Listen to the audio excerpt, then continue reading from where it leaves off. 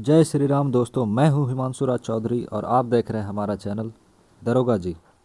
अब तक हम लोगों ने इंडियन ज्योग्राफी के चैप्टर नंबर 4 अपवाह तंत्र के 300 प्रश्नों को देख लिया है, वो भी अच्छे से डिस्कशन के साथ। अगर आप लोगों ने नहीं देखा है तो प्लेलिस्ट का लिंक हमारे डिस्क्रिप्शन में दिया हुआ है, आप सभी वहां से जाकर देख सकते हैं। और अगर आप हमारे चैनल पर नए हैं तो हमारे चैनल को सब्सक्राइब ज़रूर कर लें। इस वीडियो को बहुत सारा प्यार दें, लाइक करें, कमेंट करें, शेयर करें अपने दोस्तों के साथ। आइए देखते हैं आज के उन प्रश्नों को। आज का ये वीडियो चैप्टर 4 का ये लास्ट वीडियो होगा, क्योंकि अब सिर्फ 18 प्रश्न ही बचे हुए जो कि बहुत ज़्यादा इम्पोर्टेंट हैं। आइए देखते हैं उन प्रश्नों को। चलिए शुरू करते हैं। आज का पहला प्रश्न 301। सतलज नदी भारतीय क्षेत्र में कितने किलोमीटर तक प्रवाहित होती है? आइए देखते हैं इसके ऑप्शंस को। ऑप्शन नंबर ए है 1052 किलोमीटर, बी 1050 किलोमीटर, सी 1054 किलोमीटर या फिर डी 1056 किलोमीटर।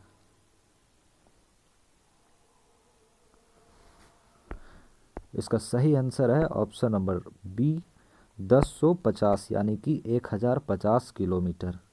देखिए, सतलज नदी की कुल लंबाई 1450 किलोमीटर है। 1450 1450 किलोमीटर, 1450 किलोमीटर, जिसमें कि भारत में इसकी कुल लंबाई 1050 किलोमीटर है, 1050 किलोमीटर है, 1050 किलोमीटर है। आशा करते हैं आप सभी समझ गए होंगे। पेन और नोटबुक लेकर जरूर बैठे होंगे और हमारी बातों को, हमारे द्वारा कराए गए डिस्कशन को अच्छे से नोट करेंगे। आइए देखते हैं आगे के प्रश्नों को। प्रश्न संख्या 302। लूनी नदी की लंबाई कितनी है? Option number A 300 kilometre, B 320 kilometre, C 340 kilometre या फिर डी 350 किलोमीटर। पिछले कुछ वीडियो में लूनी नदी के बारे में बताया गया है, आप सभी को डिस्कशन काफ़ी शानदार इसका किया गया था, जिसमें कि इस प्रश्न के बारे में भी बताया गया था कि लूनी की लंबाई कितनी है, इसका उद्गम क्या है। और यह ऐसी नदी थी जो बिल्कुल सही है, समुद्र के किनारे या फिर कहीं संगम मुहाना नहीं बनाती, जब ये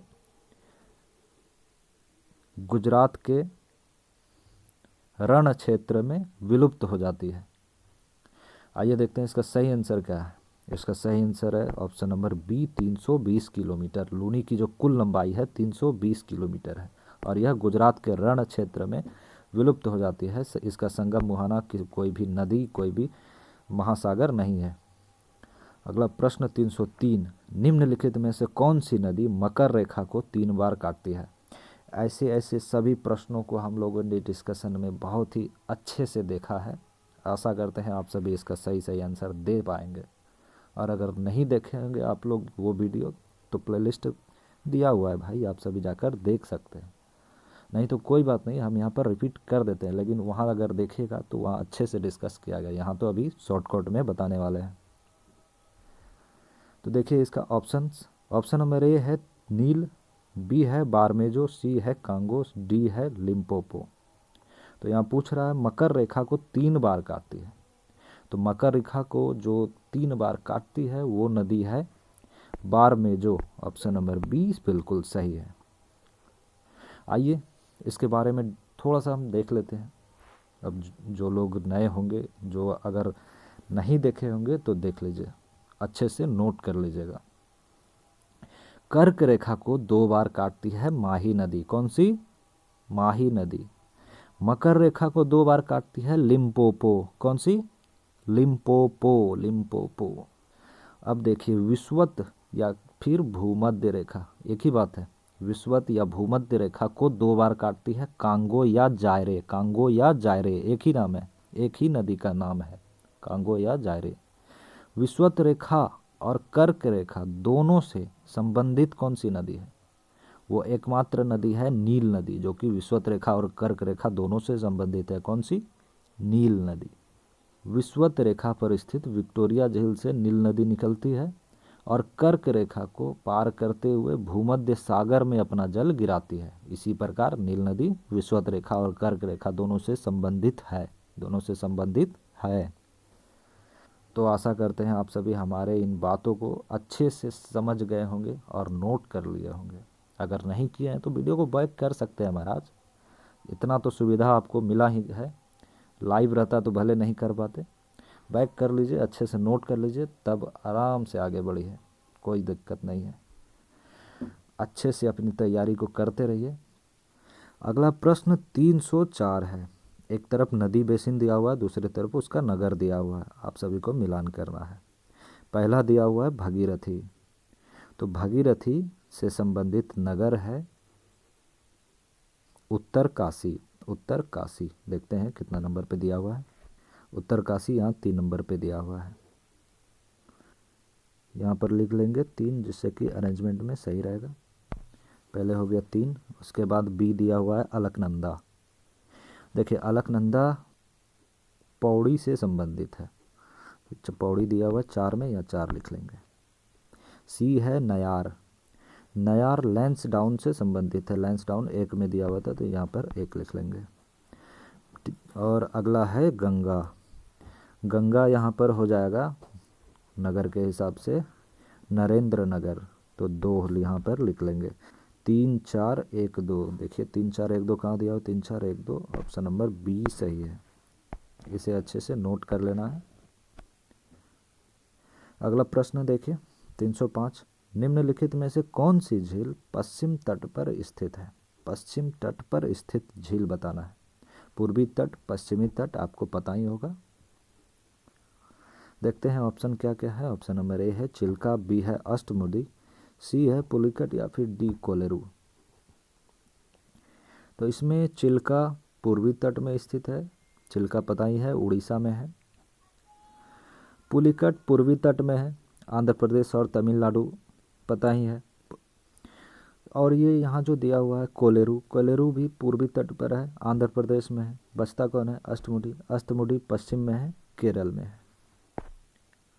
इसका सही आंसर है ऑप्शन नंबर बी, अष्टमुडी। अगला प्रश्न 306, निम्नलिखित हिमालय की नदियों में से कौन सी नदी हिमालय के उस पार यानी कि उत्तरी छोर से नहीं निकलती है। ऑप्शन नंबर ए है सिंधु, बी है सतलज, सी है गंगा, या फिर डी ब्रह्मपुत्र। तो गंगा के उत्तरी भाग से जो नदी नहीं निकलती है वो है हमारी गंगा नदी, ऑप्शन नंबर सी सही। अगला प्रश्न 307, निम्नलिखित में से कौन सा कथन सही है। तो सही को आपको चुनना है, सही जो दिया हुआ है उसे चुनना है। देखते हैं क्या क्या दिया हुआ है। पहला है यहाँ पर हिमालयी नदियों का उद्गम स्थान बर्फ से ढके हुए क्षेत्रों में होता है, अतः शीतकाल में वे सूखे होते हैं। सूखे कैसे होंगे, बिल्कुल गलत है, पहला यहाँ पर गलत हो जाता है। दूसरा है प्रायद्वीपीय पठार की नदियाँ परिपक्वता पर पहुँच गई हैं, बिल्कुल सही है। हम सभी जानते हैं प्रायद्वीपीय पठार की जो भी नदियाँ हैं वो अभी परिपक्वता की स्थिति में पहुँच चुकी है, प्रौढ़ावस्था में है अपनी, बिल्कुल शांत है। और हिमालयी नदियाँ जो है युवावस्था में है, बहुत ज़्यादा अपर्दन करती है, तोड़ फोड़ बहुत ज़्यादा करती है, जिस कारण कि वे सभी जो हैं अपनी युवावस्था में कहलाती है। तीसरा देखिए, तीसरा क्या है, हिमालयी नदियाँ अपर्दन के समान चक्र की तनों नहीं, यहाँ पर तीनों होगा, तीनों कर लीजिएगा। तो हिमालयी नदियाँ अपर्दन के सामान्य चक्र की तीनों अवस्था को चित्रित करती है, बिल्कुल सही है। यहाँ पर सही हो जाएगा 2 और 3, 2 और 3, ऑप्शन नंबर सी सही है। अगला प्रश्न देखिए 308, निम्नलिखित में से कौन सा ऐसी संरचना बंगाल की खाड़ी के अपवाह तंत्र को अरब की खाड़ी के अपवाह तंत्र से अलग करता या करती है। यहाँ पर पूछ रहा है निम्नलिखित में से कौन सी संरचना बंगाल की खाड़ी के अपवाह तंत्र को अरब की खाड़ी के अपवाह तंत्र से अलग करती है। पहला दिया हुआ है दिल्ली कटक, दूसरा अरावली, तीसरा सह्याद्री। तो इनमें कौन कौन सी है ये बताना है।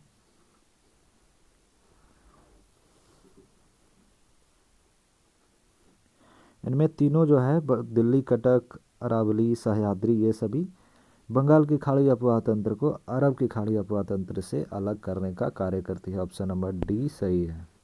अगला प्रश्न देखते हैं यहाँ पर 309 गंगा नदी तंत्र के संबंध में नीचे दिए गए कथनों पर विचार करना है। देखते हैं क्या क्या दिया हुआ है। पहला है यहाँ पर गंगा नदी मध्य या लघु हिमालय को काटकर तंग महाखड्डों से होकर गुजरती है। तो सही है ये, गंगा नदी जो है मध्य या फिर लघु हिमालय को काटकर यानी तंग यानी बहुत ज़्यादा खड्डों से होकर गुजरती है। दूसरा दिया हुआ है गंगा नदी हरिद्वार के पास पर्वतीय भाग को छोड़कर मैदानी भाग में प्रवेश करती है। कई बार इसका जिक्र आपके सामने कर चुके हैं, तो ये भी सही है। तीसरा दिया हुआ है पीरम द्वीप के समीप यह नदी बंगाल की खाड़ी में जा मिलती है। ऐसा कैसे हो जाएगा, बिल्कुल गलत है। तो इसका सही आंसर हो जाएगा केवल 1 और 2। इसका सही आंसर है ए, 1 और 2। अब देखिए पीरम द्वीप के बारे में आपको बताते हैं। आइए चलते हैं एक बार फिर से मैप की ओर। देखिए पीरम द्वीप जो है ना आपका इस जगह है, इस जगह। तो यहाँ पर कैसे संभव है, इसका समीप कैसे बंगाल की खाड़ी में अपना जल गिरा देगी गंगा नदी? तो ये बिल्कुल गलत है। गंगा सागर द्वीप के पास, यहाँ पर है गंगा सागर द्वीप। गंगा सागर द्वीप के पास गंगा नदी अपना जल बंगाल की खाड़ी में गिराती है। आशा करते हैं आप सभी इन बातों को समझ चुके होंगे। चलिए पढ़ते हैं आगे के प्रश्नों की ओर। प्रश्न संख्या 310 देखते हैं। नीचे दिए गए कथनों पर विचार करना है।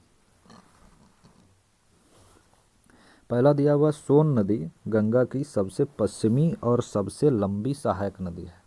बिल्कुल गलत है। दूसरा दिया हुआ है महानंदा गंगा की एक महत्वपूर्ण सहायक नदी है जो पश्चिम बंगाल में गंगा के बाएं तट पर मिलने वाली अंतिम सहायक नदी है। पहले भी इसका जिक्र किया गया, ये बिल्कुल सही है। आपका सही आंसर हो जाएगा ऑप्शन नंबर बी, केवल 2 सही है।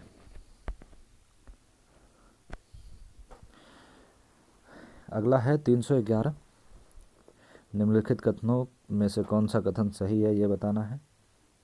देखते हैं। पहला दिया हुआ यमुना की अधिकतर सहायक नदियां विंध्याचल और कैमूर पर्वत श्रेणी से निकलती है। बिल्कुल सही दिया हुआ है, ये जो है सही है। अगला है 2 नंबर बनास चंबल की एकमात्र मुख्य सहायक नदी है जो विंध्याचल पर्वत श्रेणी से निकलती है। नहीं, गलत है। देखिए बनास चंबल की एकमात्र सहायक नदी है, ये सही है, लेकिन जो विंध्याचल पर्वत श्रेणी यहाँ पर दिया हुआ एक बिल्कुल गलत है। बनास चंबल की एकमात्र सहायक नदी है, लेकिन यह अरावली पर्वत श्रेणी से निकलती है। अगला देखिए, अगला दिया हुआ चंबल नदी अपने उत्खात वाली भू आकृति के लिए प्रसिद्ध है। पहले भी इसका जिक्र किया गया है, ये सही है। इसका सही आंसर हो जाएगा 1 और 3, 1 और 3 यानी सी सही है। अगला देखिए 312 प्रायद्वीपीय नदियों की विशेषताओं के संबंध में नीचे दिए गए कथनों पर विचार करना है। चलिए विचार करते हैं क्या दिया हुआ है इसका, ये भी देख लेते हैं। पहला दिया हुआ है प्रायद्वीपीय नदियां अपना मार्ग बदलती रहती है।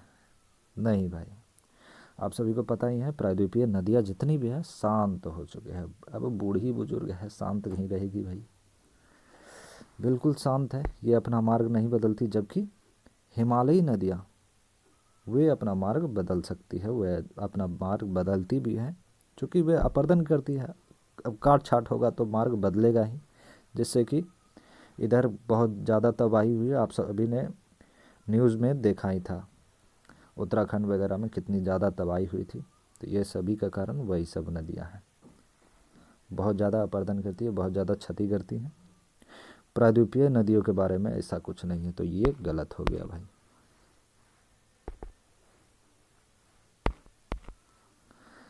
नेक्स्ट, ये नदियां विसर्पों का निर्माण नहीं करती हैं।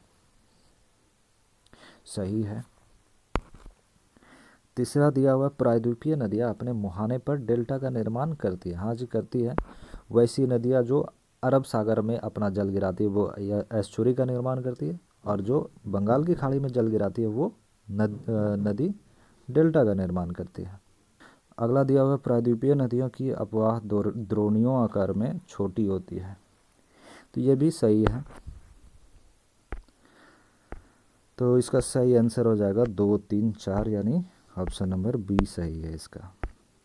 अगला देखिए, अगला प्रश्न है 313। प्रायद्वीपीय भारत की नदियों की लंबाई को घटते क्रम के अनुसार व्यवस्थित करना है। ऑप्शन देखिए, पहला दिया हुआ है नर्मदा, दूसरा गोदावरी, तीसरा कृष्णा, चौथा कावेरी। तो लंबाई के अनुसार घटते क्रम में व्यवस्थित करना है, यानी कि सबसे बड़ा फिर छोटा छोटा छोटा। तो देखिए, सबसे बड़ा इसमें जो है ना वो है गोदावरी, 1465 किलोमीटर गोदावरी की लंबाई है। फिर कृष्णा की लंबाई 1401 किलोमीटर है। उसी प्रकार नर्मदा की लंबाई 1312 किलोमीटर के लगभग है। फिर कावेरी है जिसकी लंबाई 800 किलोमीटर है। तो इस प्रकार गोदावरी 1465 यानी 2, फिर कृष्णा 3, फिर नर्मदा 1, फिर कावेरी 4। 2, 3, 1, 4, 2, 3, 1, 4, यानी ऑप्शन डी बिल्कुल सही है। आप सभी नोट कर लीजिएगा इसकी लंबाई। अगला प्रश्न है 314 नंबर, निम्नलिखित कथनों पर विचार करना है। चलिए देखते हैं क्या है। प्रायद्वीपीय अपवाह तंत्र हिमालयी तंत्र से पुराना है। हाँ सही है, ये जो है सही है। दूसरा है ब्रह्मपुत्र के दाएं तट से मिलने वाली महत्वपूर्ण नदी मानस है। हाँ सही है। तीसरा दिया हुआ है ताप्ती नदी की सहायक नदियां हिरन, बरना, दूधी आदि है। नहीं, ये सभी गलत है, ये सही नहीं है। चौथा दिया हुआ है पुनासा जलप्रपात चंबल नदी पर स्थित है। नहीं, गलत है, ये भी नर्मदा नदी पर है। तो आप सभी को बताना है उपर्युक्त में से कौन सा सत्य नहीं है। देख रहे हैं, सब कुछ जानते हुए भी गलत कर सकते हैं लोग। यहाँ पर पूछ रहा है कौन सा कथन सत्य नहीं है, यानी कौन सा कथन गलत है, गलत बताना है आपको। तो इसमें गलत है 3 और 4, यानी इसका सही आंसर हो जाएगा ऑप्शन सी, 3 और 4। तो इसी प्रकार समझ गए होंगे, प्रश्नों को अच्छे से पढ़ना है, उसके बाद उसका जवाब देना है आप सभी को। अगला प्रश्न 315, भारत के उत्तर पूर्व के किस राज्य में रोंग बैंक डेयर जलप्रपात अवस्थित है? Option number A Assam, B Meghalaya, C Manipur, या फिर D Mizoram. And the answer is B. इसका सही आंसर है ऑप्शन नंबर बी मेघालय। वैसा राज्य जहां रोंग बैंक डेयर जलप्रपात अवस्थित है वो है मेघालय। अगला प्रश्न 316, फिर से कथनों पर विचार करना है। चलिए देखते हैं क्या क्या है। पहला दिया हुआ है जम्मू कश्मीर केंद्र शासित प्रदेश में अवस्थित वुलर झील भारत में मीठे पानी की सबसे बड़ी झील है। यहाँ तक तो सही है। जिसका निर्माण हिमानीकरण की प्रक्रिया द्वारा हुआ है। नहीं भाई, यहाँ गलत कर दिया है, ये गलत है। देखिए,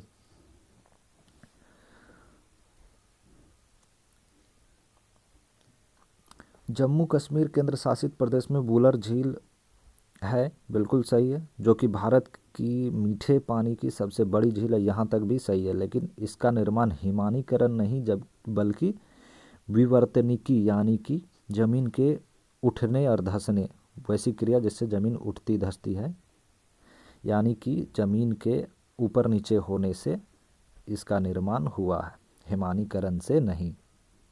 दूसरा देखिए क्या है, तीस्ता नदी का उद्गम मणिपुर में अवस्थित त्सोंगमो झील से होता है।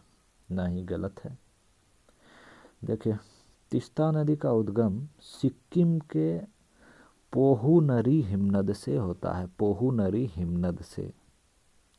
तो ये बिल्कुल गलत है, कहीं से भी सही नहीं है। तीसरा देखिए, ढेबर झील उदयपुर में अवस्थित मीठे जल की झील है जिसमें गोमती नदी एवं इसकी सहायक नदियों द्वारा जलापूर्ति होती है। ये सही है, बिल्कुल सही है, बिल्कुल। तो इसका सही आंसर ऑप्शन नंबर सी है, केवल 3 सही है, अन्य सभी गलत हैं। अगला प्रश्न है 317। भारत के अपवाह तंत्र के संदर्भ में निम्नलिखित कथनों पर विचार करना है। देखते हैं क्या क्या है। ऑप्शन नंबर 1 है, हिमालयी नदियाँ सदाबहार हैं। हाँ जी है, अवश्य है। जबकि दक्कन की बहुत सी नदियाँ सदाबहार नहीं है, बिल्कुल सही दिया हुआ है। दूसरा देखिए, भारत में तीसरी सबसे बड़ी नदी घाटी गोदावरी की है। नहीं भाई नहीं, ऐसा नहीं है। लूनी, मच्छू, घग्गर अंतर्देशीय अपवाह तंत्र के उदाहरण हैं। हाँ जी सही है, बिल्कुल सही है। तो इसका सही आंसर हो जाएगा 1 और 3। 1 और 3 कहाँ है? 1 और 3 सी नंबर में इसका सही आंसर है 1 और 3। अगला प्रश्न है 318। शारदा नदी उत्तर प्रदेश के उत्तरी मैदान में निर्गम होती है। मैदानों में प्रवेश करने से पहले शारदा किस नाम से जानी जाती है, ये बताना है। ऑप्शन नंबर ए है सरस्वती, बी भगीरथी, सी काली या फिर डी पिंडार।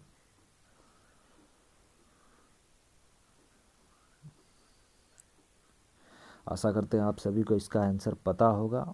बिना किसी देरी के इसका आंसर बता दे रहे हैं। तो शारदा नदी उत्तर प्रदेश के उत्तरी मैदान में निर्गम होती है। मैदान में प्रवेश करने से पहले शारदा नदी जिस नाम से जानी जाती है वो है काली नदी। शारदा नदी को काली नदी के नाम से जाना जाता है। ऑप्शन नंबर सी बिल्कुल सही है।